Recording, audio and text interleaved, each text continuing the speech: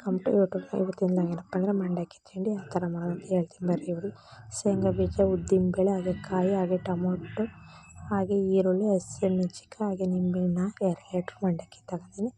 ಯಾವ ಥರ ಮಾಡೋದು ಅಂತ ಈ ವಿಡಿಯೋದಾಗ ಹೇಳ್ತೀನಿ ಬರ್ರಿ. ಫಸ್ಟಿಗೆ ಒಂದು ಬಾಣಲಿಗೆ ಕಾಯಿ ಇದ್ದೀನಿ, ಹಾಗೆ ಒಗ್ಗರಣೆಗೆ ಎಣ್ಣೆ ಹಾಕ್ತಾಯಿದ್ದೀನಿ. ಎಣ್ಣೆ ಹಾಕಿದ್ಮೇಲೆ ಹಾಗೆ ಸಾಸಿವೆ, ಕರಿಬೇವು ಸೊಪ್ಪು ಹಾಕ್ಬಿಟ್ಟು ಎಣ್ಣೆ ಚೆನ್ನಾಗಿ ಕಾಯೋಕ್ಕೆ ಬಿಡ್ತಾಯಿದ್ದೀನಿ. ಎಣ್ಣೆ ಕಾದಾದಮೇಲೆ ಸ್ವಲ್ಪ ಹೊತ್ತು ಚಿಟಪಟ ಅಂತ ಸೌಂಡ್ ಬರೋಕ್ಕೂ ಅಲ್ಲೇ ತನಕ ಕಾಯಿಸಿ, ಹಾಗೆ ಉದ್ದಿನಬೇಳೆ ಹಾಗೆ ಶೇಂಗಾ ಬೀಜ ಹಾಕ್ತಾಯಿದ್ದೀನಿ.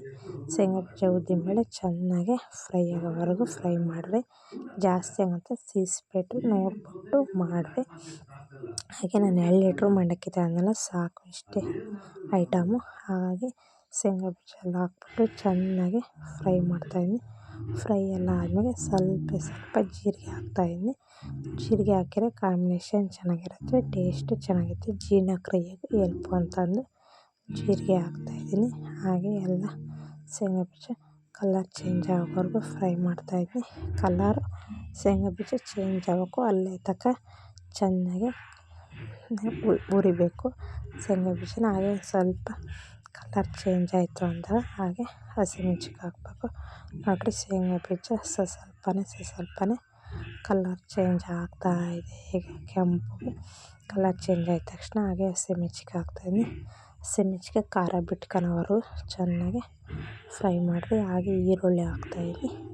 ಈರುಳ್ಳಿ ಹಾಕ್ಬಿಟ್ಟು ಚೆನ್ನಾಗಿ ಮಿಕ್ಸ್ ಮಾಡ್ತಾಯಿದ್ದೀನಿ. ಈರುಳ್ಳಿನೂ ಅಷ್ಟೇ ಕಲರ್ ಚೇಂಜ್ ಆಗಬೇಕು, ಅಲ್ಲೇ ತನಕ ಚೆನ್ನಾಗಿ ಫ್ರೈ ಮಾಡಬೇಕು.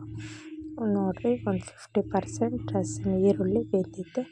ಹಾಗೆ ಇನ್ನೂ ಚೆನ್ನಾಗಿ ಮಿಕ್ಸ್ ಮಾಡ್ತಾಯಿದ್ದೀನಿ. ಹಸಿಮೆಣ್ಸಿನ್ಕಾಯಿನ, ಈರುಳ್ಳಿನ 2 ಚೆನ್ನಾಗಿ ಫ್ರೈ ಮಾಡಿರಿ. ನೋಡಿರಿ, ಕಲರ್ ಚೇಂಜ್ ಆದವು ಅಂದಾಗ ಟೊಮಟೊ ಹಣ್ಣು ಹಾಕಿರಿ. ಟೊಮಟೊ ಹಣ್ಣು ಸಾಫ್ಟ್ ಆಗೋವರೆಗೂ ಬೇಯಿಸ್ಕೊಬೇಕು, ಅಲ್ಲೇ ತನಕ ಫ್ರೈ ಮಾಡಿರಿ. ಹಾಗೆ ರುಚಿಗೆ ತಕ್ಕಷ್ಟು ಉಪ್ಪು ಹಾಕ್ತಾಯಿದ್ದೀನಿ. ನೋಡಿ ಹಾಕ್ಕೊಳ್ರಿ, ಉಪ್ಪು ಸಣ್ಣ ಉಪ್ಪಿದು. ಹಾಗೆ ಉಪ್ಪೆಲ್ಲ ಹಾಕ್ಬಿಟ್ಟು ಚೆನ್ನಾಗಿ ಮತ್ತೆ ಫ್ರೈ ಮಾಡ್ತಾಯಿದ್ದೀನಿ. ಫ್ರೈ ಎಲ್ಲ ಆದಮೇಲೆ ಹಾಗೆ ಸ್ವಲ್ಪ ಅರಶಿನ ಪುಡಿ ಹಾಕ್ತಾಯಿದ್ದೀನಿ. ತಿಂಡಿಗೆ ಟೇಸ್ಟ್ ಇರುತ್ತೆ ಅರಶಿನ ಪುಡಿ, ಅದಕ್ಕೆ ಅರಶಿನ ಪುಡಿ ಹಾಕ್ತೀನಿ. ಅರಶಿನ ಪುಡಿ ಹಾಕಿದ್ಮೇಲೆ ಚೆನ್ನಾಗಿ ಮತ್ತೆ ಮಿಕ್ಸ್ ಮಾಡ್ತಾಯಿದ್ದೀನಿ. ಹಾಗೆ ಈಗ ಸ್ವಲ್ಪ ಕಲರ್ ಚೇಂಜ್ ಆಗ್ತಾಯಿದೆ ನೋಡಿರಿ. ಹಾಗೆ ತಿಂಡಿ ಅಲ್ಲೇ ತನಕ ಚೆನ್ನಾಗಿ ಫ್ರೈ ಮಾಡಿರಿ. ಕಲರ್ ಚೇಂಜ್ ಆದರೂ ಸಾಫ್ಟ್ ಆಗಬೇಕು ಟೊಮೆಟೊ ಹಣ್ಣು. ನೋಡಿರಿ, ಈಗ ಎಲ್ಲ ಬೆಂದಾಯಿತು. ಹಾಗೆ ಸ್ವಲ್ಪ ಕಾಯಿ ಉದುರಿಸ್ತಾಯಿದ್ದೀನಿ ಮೇಲೆ. ಕಾಯೆಲ್ಲ ಹಾಕಿದಾದಮೇಲೆ ಮತ್ತೆ ಕಾಯಿನ ಮಿಕ್ಸ್ ಮಾಡ್ತಾಯಿದ್ದೀನಿ. ಅಷ್ಟರೊಳಗೆ ಮಂಡಕ್ಕಿನ ತೊಳೆದುಬಿಟ್ಟು ಹಿಂಡ್ಕೊಂಡು ತಂದಿದ್ದೀನಿ, ಆ ಮಂಡಕ್ಕಿನ ಹಾಕ್ತಾಯಿದ್ದೀನಿ ಮೇಲೆ. ಹಂಗೆ ಮಂಡಕ್ಕಿ ಎಲ್ಲ ಹಾಕಿ ಈಗ ಮತ್ತೆ ಮಿಕ್ಸ್ ಮಾಡಬೇಕು. ನೋಡಿ, 2 ಲೀಟ್ರ್ ಮಂಡಕ್ಕಿ ಇಷ್ಟೇ ಆಗಿರೋದು. ತಿಂಡಿ ಜಾಸ್ತಿ ಜನ ಇದ್ದರೆ ಜಾಸ್ತಿ ಒಂದು 5-6 ಲೀಟ್ರ್ ಹಾಕ್ರಿ. ನಾವೊಂದು 2-3 ಮಾಡ್ತಾಯಿದ್ದೀವಲ್ಲ, ಸಾಕು 2 ಲೀಟ್ರು.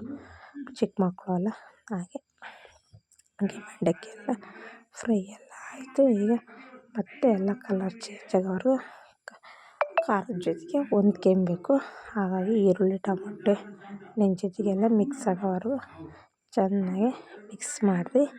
ಎಲ್ಲ ಮಿಕ್ಸ್ ಎಲ್ಲ ಆದಮೇಲೆ ಹಾಗೆ ನಿಂಬೆಹಣ್ಣು ಹಿಂಡ್ತಾಯಿದ್ದೀನಿ.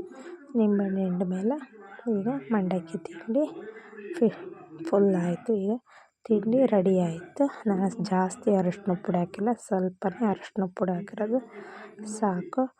ಹಾಗೆ ಮತ್ತೆ ನಿಂಬೆಹಣ್ಣು ಹಾಕಿಬಿಟ್ಟು ಮತ್ತೆ ಚೆನ್ನಾಗಿ ಮಿಕ್ಸ್ ಮಾಡ್ತಾಯಿದ್ದೀನಿ. ಮತ್ತೆ ಮಿಕ್ಸ್ ಆದಮೇಲೆ ಮತ್ತೆ ನಿಂಬೆಹಣ್ಣು ಹಿಂಡ್ತಾಯಿದ್ದೀನಿ. ನಿಂಬೆಹಣ್ಣೆಲ್ಲ ಹಾಕ್ಬಿಟ್ಟು ಮಿಕ್ಸ್ ಮಾಡಿದ್ರೆ ಮಂಡಕ್ಕಿ ತಿಂಡಿ ರೆಡಿ ಆಯಿತು. ನೋಡಿರಿ, ಮನೆಯಲ್ಲೆಲ್ಲರೂ ಒಂದ್ಸಲ ಟ್ರೈ ಮಾಡಿರಿ. ಹಾಗೆ ಸಬ್ಸ್ಕ್ರೈಬ್ ಆಗಿ, ಹಾಗೆ ಶೇರ್ ಮಾಡಿರಿ, ಲೈಕ್ ಮಾಡಿರಿ, ಫಾಲೋ ಮಾಡೋದು ಮರಿಬೇಡ್ರಿ. ಲೋ ಫ್ಲೇಮಲ್ಲೇ ಮಂಡಕ್ಕಿ ತಿಂಡಿ ಮಾಡಿರಿ, ಹಾಗಾದರೆ ಚೆನ್ನಾಗಿರುತ್ತೆ. ನೋಡಿರಿ, ಈಗ ಸ್ವಲ್ಪ ಹುರ್ಗಡ್ಲೆ ಪುಡಿ ಹಾಕ್ತಾಯಿದ್ದೀನಿ. ಯಾಕೆಂದರೆ ಹುರ್ಗಡ್ಲೆ ಪುಡಿ ಹಾಕಿದ್ರೆ ಮಂಡಕ್ಕಿ ತಿಂಡಿ ಟೇಸ್ಟ್ ಇರ್ತದೆ. ಹುರ್ಗಡ್ಲೆಯ ಪುಡಿ ಮಾಡ್ಕೊಂಡು ಮಿಕ್ಸಿಯಲ್ಲಿ ಆ ಪುಡಿ ಹಾಕ್ತಾಯಿದ್ದೀನಿ. ನೋಡಿರಿ, ಈ ಥರ ಮಿಕ್ಸ್ ಮಾಡಿರಿ ಮಂಡಕ್ಕಿ ತಿಂಡಿ ಭಾರಿ ಟೇಸ್ಟಾಗಿರುತ್ತೆ. ಇದು ಉತ್ತರ ಕರ್ನಾಟಕ ರೆಸಿಪಿ ನಾನು ನೋಡ್ಕೊಂಡು ಮಂಡಕ್ಕಿ ತಿಂಡಿ ಮಾಡ್ತಾರೆ. ಅವ್ರು ಹುರ್ಗಡ್ಲೆ ಜಾಸ್ತಿ ಯೂಸ್ ಮಾಡ್ತಾರೆ. ಹಾಗಾಗಿ ನಾನು ಒಂದ್ಸಲ ಟ್ರೈ ಮಾಡಿದೆ. ಇಷ್ಟೇ ರೆಸಿಪಿ ನೋಡಿರಿ. ಮಂಡಕ್ಕಿ ತಿಂಡಿ ಎಷ್ಟು ಚೆನ್ನಾಗಿ ಉದುದ್ರಾಗಿದೆ. ಹುರ್ಗಡ್ಲೆ ಹಾಕಿದ್ರೆ ಈ ಥರ ಉದುದ್ರಾಗಿರುತ್ತೆ. ಎಲ್ಲರೂ ಮನೇಲಿ ಒಂದ್ಸಲ ಟ್ರೈ ಮಾಡಿರಿ. ಎಲ್ಲರಿಗೂ thank you. Bye. See you.